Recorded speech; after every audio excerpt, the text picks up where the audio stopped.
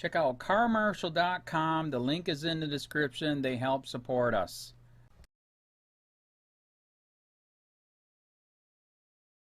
Alabama police officer killed, suspect also dead after standoff, police say. A former police officer of the month who had only been on the job for 2 years was gunned down late Tuesday night after a murder suspect barricaded himself in his Alabama home, officials said. The shooter, identified as Robert Holley, also died, though it was unclear if he was killed by officers or shot himself.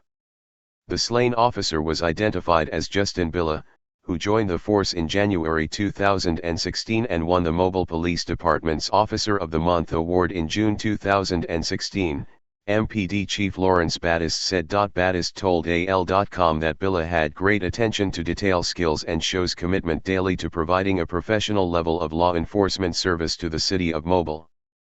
The incident began when a woman was found dead in the middle of the road in Tuesday night. Police quickly identified Holley, the slain woman's ex-husband, as a person of interest in that killing and went to a home in the Talmanville neighborhood associated with Holley, Battist said. He didn't love my mama. Octavia Powelnitz, daughter of shooting suspect's ex-wife. Billa and other officers were establishing a perimeter around Holley's residence when Billa was shot, police said. After shooting Billa, Holley barricaded himself in the home as SWAT units descended on the area, police said. The barricade situation ended approximately 2 hours later when the suspect died. The slain woman's daughter, Octavia Powelnitz, identified her mother as Fonda Powelnitz and said there was bad blood between her and Holley. He didn't love my mama, Powelnitz said. Officers were seen early Wednesday embracing and consoling each other outside University of South Alabama Medical Center before Billa's death was announced.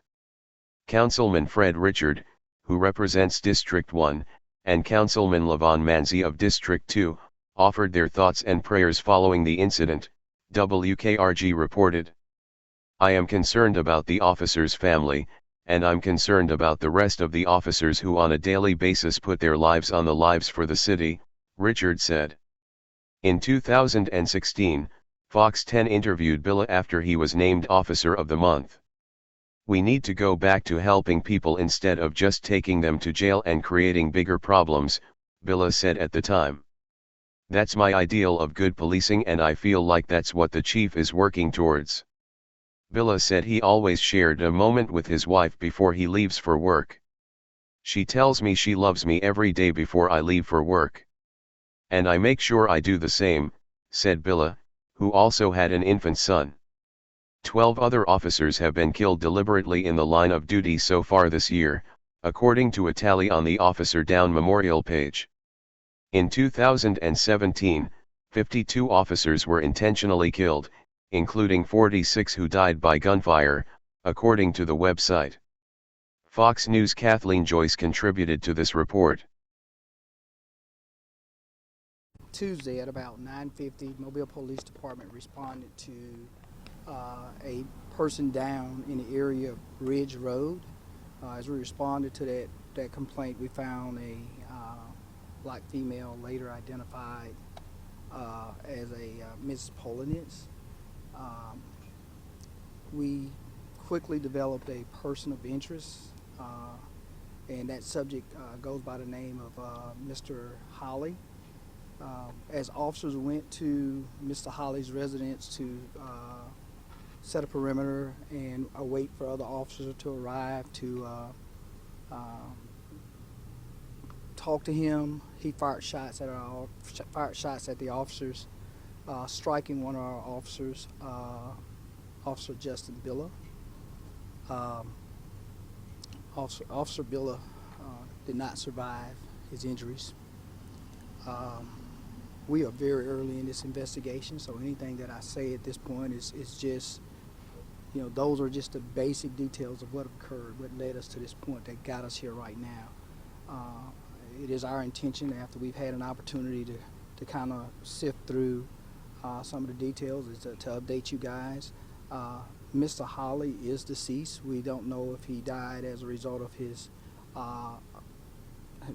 self-inflicted injuries We do know that we had at least 1 or 2 officers fire shots on the scene, but we don't know if those rounds actually struck Mr. Holly. So again, as I tell you, we're very early in the investigation. We just made entry and secured the residence, and so there's a lot that has to be done as we go through the process. If you'll be patient with us, we're dealing with the loss of one of our own. But we'll share the information that we have and get it back out to you. But please be patient with us. We'll probably do something around noon or 1 o'clock tomorrow to try to update you guys on where we are. The hardest thing that we'll ever do as law enforcement officers is talk about the death of one of our own. And this is a sad time for law enforcement here in our area, in the Mobile Police Department. So again, just be patient with us. We will update you. We'll get you as much information as we possibly can about this incident, but that's all I can tell you at this time. Chief, right off the bat, if you don't mind me asking a question, instead of focusing on this person that did this to your department tonight, let's talk about this officer. I want to know more about him, how you would describe him, or how long he's been with the department, or anything like that. Again, you know, it's early. I don't want to say anything about this officer. I really want to have an opportunity. I haven't even had a chance to go to the hospital and speak with his wife. I need to do that before I start talking about this officer and who he is and his character. Please allow me to do those kind of things in my role as a chief of police to comfort the family, provide comfort.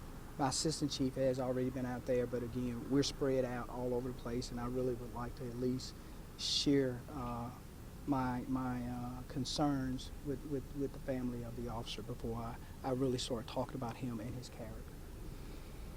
We really appreciate everything that your department has done tonight, and we have so many viewers just so concerned for your guys' safety and just wondering, so we want to thank you. I really want to thank you guys for being patient and following what we asked you to do. So thank you guys as well. And I'll say we will update you. All right, thank you, Chief. We'll talk to you tomorrow. County, this is Charlotte County Cop Watch, and I wanted to explain what fair use is. You can use pieces of news articles if you're doing it for news reporting, you have commentary, and you're doing it for education purposes. So that's what fair use is, as you can see right here. Another reason why I wanted to make this video is to let you know I have just joined with Patreon. A nice thing with Patreon, I make no money on YouTube. They took the money away years ago, and so this is another way to give, and it's a nice thing too because you can give monthly. You can give $1, $5, $10, whatever. I do 4 to 5 hours a day on trying to wake the sheep up on how corrupt it is and different ways that you can fight the corruption. So Patreon is a way that you can do it, and then of course the old way is still there. Donate to Sheriff County Cop Watch with PayPal or credit card. So keep that in mind. 4 to 5 hours a day. I make no money, but the corruption happened to me and I'm sick of it, so I'm trying to wake people up. But my wife would love it if if we could get some help out there. There's 47,000 subscribers. Just think if each one of you subscribers just gave let's say actually yes, $1 a month. 47,000 subscribers gave $1 a month. That would be awesome. That's not going to happen. But anyways, that would be great if it did happen. But do the math in your head. Just think about it. Like I said, 4 to 5 hours a day. I get no money from YouTube. YouTube has gone nuts. You can't do anything anymore. They're taking the money away everywhere. So these are a couple different ways that you can still help out with all this time that I put in. And as you know, I'm in a special situation where at least I can do it. 4 to 5 hours a day. We have a cleaning company during the day. That's what allows me to do this, and we're debt free. So this is my hobby. I don't go fishing and all that other crap. I try to save the world. So help me out to make the wife happy, man. In fact, if you guys did give $1 a day, and there was 47,000 of you, and you did it, and each of you gave $1, and that was every month, oh my God, yes, I could quit. I could start suing them. Another idea too that we have is if I got you know, some funds, we could actually contact everyone that has been ticketed and or arrested and put in jail and start sending them postcards to let them know we're here and to see if everything went all right, and if it didn't, find out their story. So we could even do more investigations and more lawsuits. Lawsuits take money. So just think about that. You know, 47,000 of you so far right now. You know, $1 a day. I mean, $1 a month on Patreon, or $5 a month Patreon, 10, 20, whatever. Just do the math in your head. Help out. This is a lot of work every single day. Thanks.